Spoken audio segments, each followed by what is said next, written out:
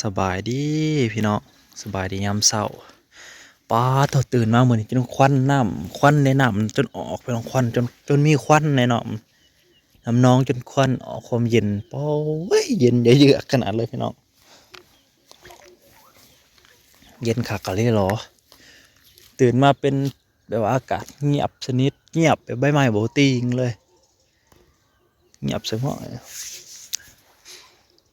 แต่ว่าว้าวยังอยู่เพราะว่ามีลมบนนี่ลมลางบ่มีเลยเงียบสนิทยังลอยอยู่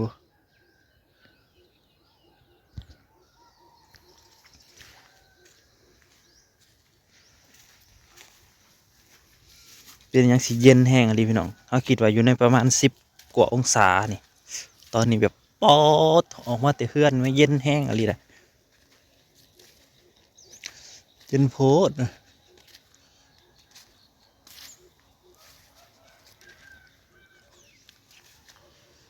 เย็นเจี๊ยบเลยอุ้ยว่ะเนี่ยลงทงหน้ากับมีแต่แบบนี้น้องเลยเบิดคักเบิดแหน่ได้อบาทนี่จะดูแลงผ่านเต็มโตเลยบาทนี่ก่อนขี้เมฆก่อนนี่คือเป็นยังสี่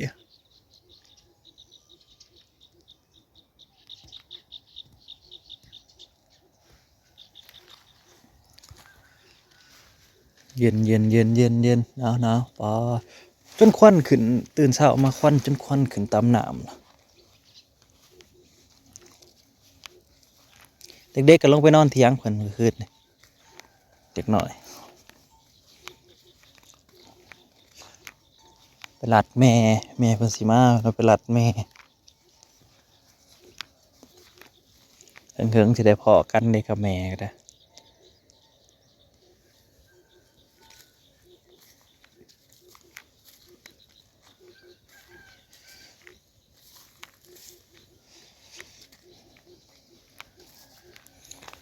ต้นบางนัดเฒ่าแม่มาปลูกไว้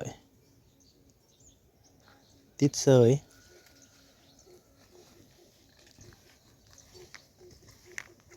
ว้ามือจนเย็นพี่น้องมือจนเย็นแห้งอะไรได้แต่รอให้แดดออกจริงๆแดดตอนนี้นะเย็นแห้งน้องนอกมันก็อายแห้งอะน้องอายตรวจเลยปอเถอะอายน้ำเห็นบ่พี่น้องมันยังจางๆแต่ว่ามันเป็นอายนะมันหนาวแห้งว่าก็ผูกไว้นั่นนี่แหละพี่น้องใกล้ๆทางแต่ว่าผูกนี่จากเทียงเขาเนี่ยจุดสายก็ลอยไปตรงเทียงเขาคือเก่าพอมีเทียงหนึ่งอยู่แมทใครแต่มันดังบ่แห้งลมคอยคือคืนก่อนโอ้ยผมเห็นยังหรอก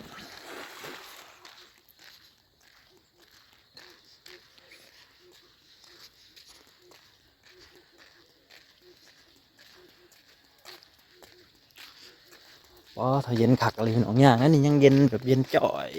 เลยแต่เว้นขึ้นแล้วพี่น้องแดดแสงแดดขึ้นแล้วแสงแดดขึ้นแล้ว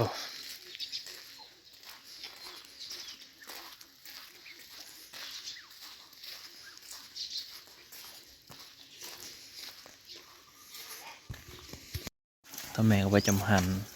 เอาข้าวเปลือกข้าวสารไปนั่นไปที่สูตรขวัญเขาพี่น้องไปที่สูตรขวัญเขาตอนเช้าไปจำหันเอ้ยตะเวนออกแล้วพี่น้องไปแล้วพี่น้องเอ้ยขึ้นซีบรถไฟฟ้าคนที่ขี่แล้วไปว่าขึ้นซีบมาแล้วรถไฟฟ้าก็ได้ขี่แล้วจน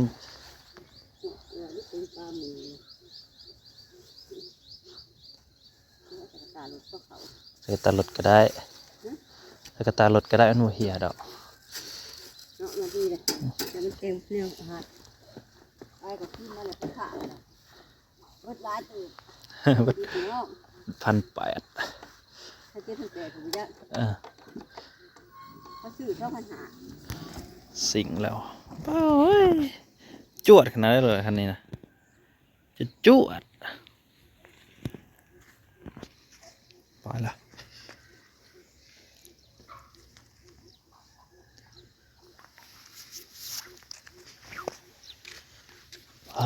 ยังเย็นมืออยู่พี่น้องเอ้ยว้าคนบุเคยอยู่หนาวกำบัดมาถึงหนาวแล้วมันแบบว่าจนอยากแข็งจนแบบว่ามันอยากกำเลยนะมือนะจับเฮากำมันแต่ว่าให้หนาวมันก็บ่หนาวปานใดดอกแต่ว่า10 กว่าองศามันก็สุดๆแล้วประเทศลาวแถวเขตภาคกลางเฮานี่นะเราไปเทียบทั้งเสียงขวางทั้งอะไรบ่ว่าแล้วติดลบหรือว่าผลก็มี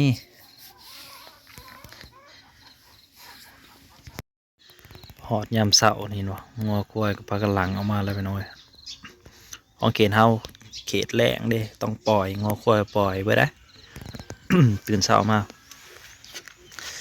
งัวควายก็ลังกันมาปล่อยออกสู่นอกกินตามทุ่งนากินแบบบุฟเฟ่เลยนะงัวควายนะโอ้ยมีแห้งเลยพี่น้องเลยตากแดดบ่นี้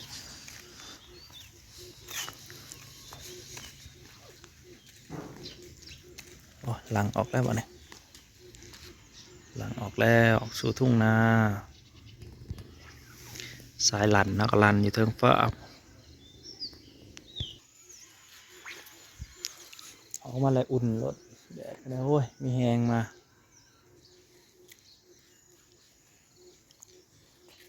พออยู่ได้น้ำแดดนี่แหละ ถ้าเป็นหนาวแบบนี้มีแดดโอ้ยเดี๋ยวจะเบิ่งกันมันจะองศากันเนี่ยเบิ่งกัน16 องศาไปหน่อย16 องศาเซลเซียส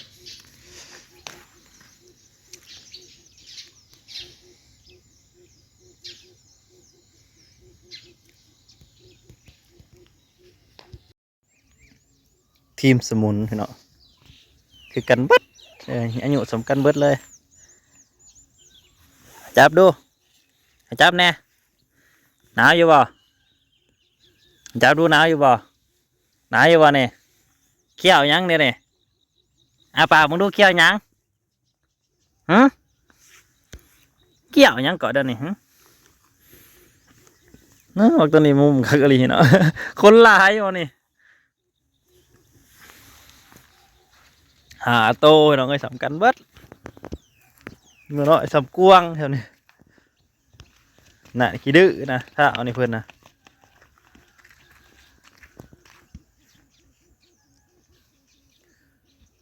น้ำจนออกควันปลาเต้าเนี่ยของไทยน้องไอ้ปล่อยงัวบ่ลงดอกมันก็อยู่นี่แหละ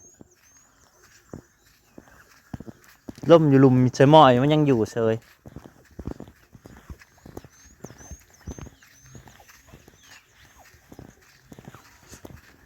เย็นเย็นเย็นเย็น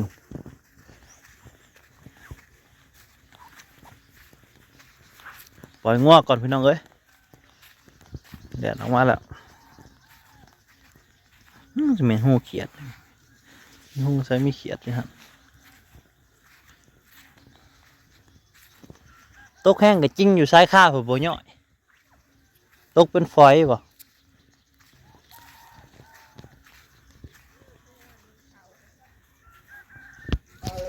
ถึงหน้าผมย่อยพี่น้องหนึ่งเขาแล้วสินะหนึ่งเขาอยู่หัวโพนพอแล้ว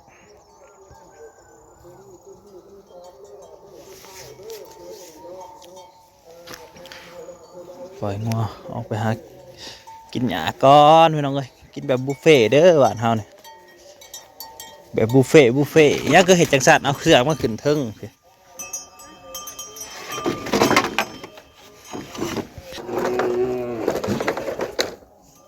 มุมก็เห็ดสีมุม มุกมันเห็ดเท่ๆเลย สิมาใส่มุกคุดตัวเองหมดเลยไปมาขอกมารักเด้อไปมาขอกมารักมาขอกมารัก ขอบเด้อคำเลย อีกครั้งบองเป็นหัวหน้าบอกเป็นหัวหน้าจะข้าวหมูมาขอกมารักเด้ออาทะเลทลายอ่ะ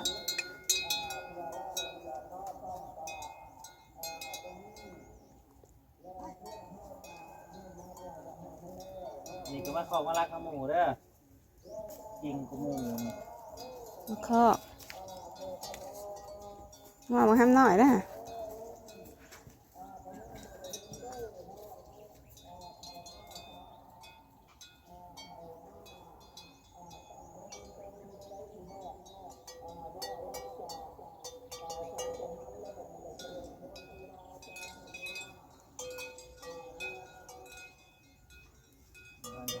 เย็นๆไปน้ำ ถ้าสิหายอย่างเด้พยาบาลเอ้ย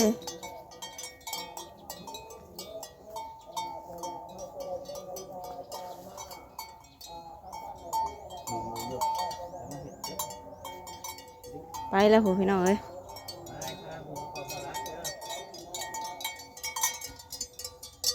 ใจเหลือนอ่อนยังสาวๆมา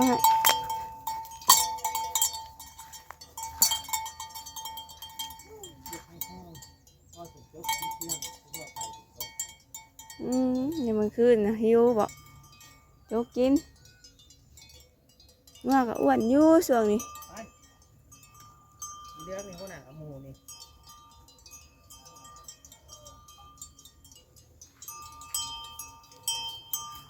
ไปแล้ว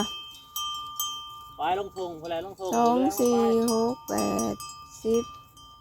14ไว้ที่พกตู่เขาบอก กระตุ้น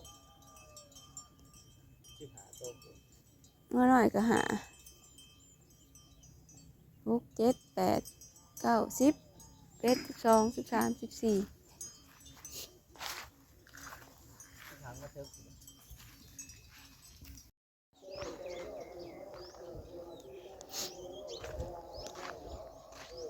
เป็ดกระเลาะกินแถวน้องนี่แหละพอกินหอยมันมากินได้เป็ดนะเป็นหอยเป็นหยังกินหอยก็ปล่อยลงอยู่เป็ดกินหลาย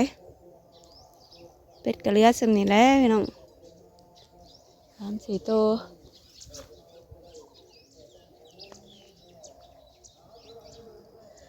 ตาก็ส่วนร้ายเป็นปลาจีน